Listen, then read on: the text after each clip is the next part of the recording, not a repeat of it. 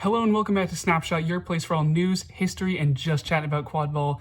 My name is Jackson, and let me get the elephant in the room out of the way. I'm sorry this video is coming out so late in the week, but content's got to happen, obviously, before the qualifiers this weekend. My birthday was yesterday, so I was doing a lot of stuff for that, so couldn't record anything this week, but I'm going to get something out so I can say I did it before the qualifiers happened. 2 qualifiers this weekend. I'll be covering very quickly my predictions for Snohomish and for Champaign County, and then I'm going to do a full preview, or full review of last week's Howard County, as well as Snohomish and Champaign next week. I'll do a full review of everything, as well as some other news that I've seen floating around, but wanted to get predictions out today. And then we'll get a full review next week of a whole bunch of qualifiers, and we'll start ramping up for nationals. But here it is, Snohomish. This is in Washington State. There are going to be 7 teams attending. The Bay Area Breakers, their B team, Bay Area Bakers, Seattle Sirens, Silicon Valley Vipers, Texas Copperheads, the Lost Boys, and the Second Stars. There are 2 club bids available, and of course, 1 champion, 1 pot 1 slot. These are some of the big games that USQ wants to watch out for. Breakers and Lost Boys, obviously, is the West Coast Classic. Seattle Sirens and Breakers could be interesting. I'm interested in Second Stars and Breakers, just because Second Stars pulled off the upset against Breakers at H2O. So I'm interested to see, can they do it again? And then Copperheads are probably going to be the best team of the weekend, in my estimation. Them against Lost Boys should be a very interesting game. But let's take a look. So 7 teams. I'm assuming this will be the same format as York County, where it's a full round robin, top 2 teams play in a championship spot. If that's not the case, someone let me know. But I'm going to give you my top 2 slots, as well as how I think all the standings are going to shape out. I'll cut to the chase. Copperheads I have going 6-0, or even if they sustain it in a loss, a 5-1 loss, I still think that Copperheads are going to be the best team of the weekend. So give me Copperheads to get one of the bids. Silicon Valley Vipers, I'm not expecting to do a whole lot. Neither Bakers. And Second Stars, although I think they have upset potential, I think are in the bottom 3 with Breakers and Vipers. So give me Bakers, just because it's a very new team. We don't really know what's going to go on there. Give me Bakers in last, Vipers in 6th, Second Stars in 5th. I'll take Seattle in 4th, but this is one I'm happy to be wrong about. Seattle is, I think, a sneaky team for this weekend. Current Open Division reigning champions for club. So anything can happen. And then it's Breakers and Lost Boys for me, for who's going to get the last slot. Breakers have been more active recently. They've played more games more recently than the Lost Boys have. But I think Lost Boys are the better team, and I think they've looked like the better team. That said, Breakers have beaten Lost Boys in a head-to-head a couple of times. Breakers have better upsets than Lost Boys do, but something's telling me that Lost Boys are going to pull it out this weekend.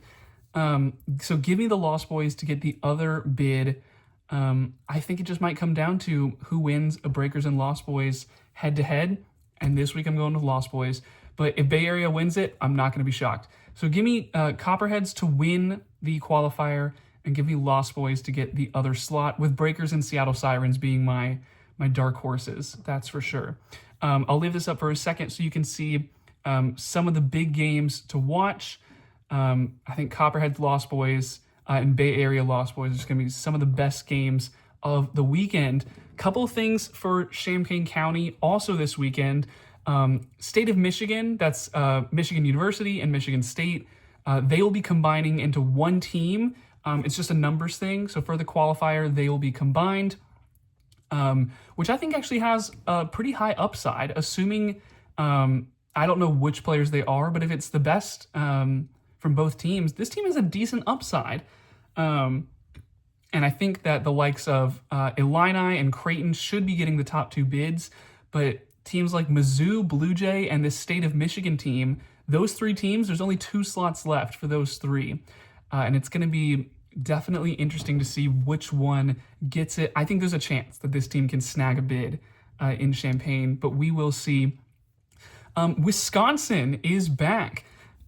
They've been doing a couple of practices in the last couple weeks. They're relaunching their team, and I believe they're going to be combined with Minnesota this weekend. So Minnesota and Wisconsin will be combined in Champaign County this weekend. This is awesome to see a team come back, see new teams reemerge, even in USQ. It's always great just to build up the scene again. And having another team in Wisconsin is good. That'll be a good, if they can get that going, it'll be a good feeder system for a Brew Cities, maybe to help TCQC come back. Of course, Chaos is in the Midwest as well. So this is great for so many reasons. Just great to have an extra team at the qualifier and in general. And then I'll go through Champaign really quickly. I had my interview with Ojas Turikar and Ryan Thomas last week. You can check that out for a full breakdown of Champaign County. But I'll go over some of my individual predictions again. For the college game in Pool A, give me Illini to win this group with Blue Jay in second. And in Pool B, give me Creighton to win it. And I'm going to be taking Mizzou. I think the State of Michigan team has a lot of upside, and I think can make something happen.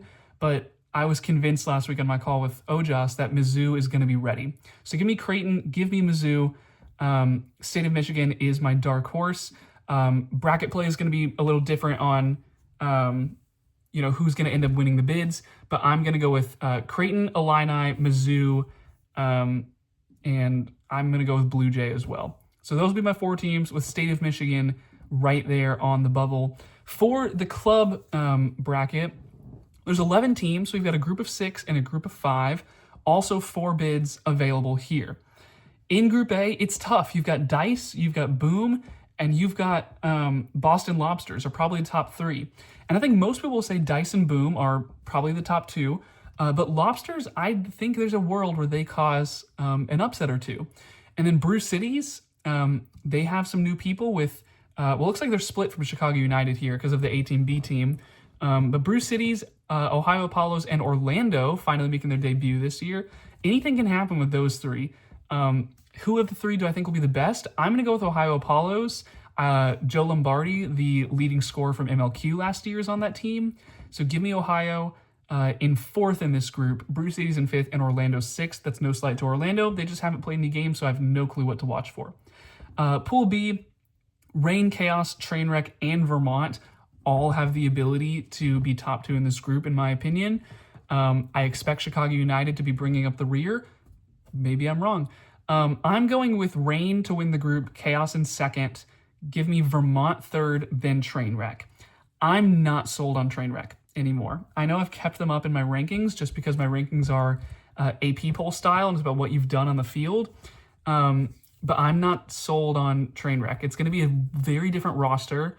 There's going to be a couple Boom Train players that have been injured or out. They'll be playing with Trainwreck this weekend.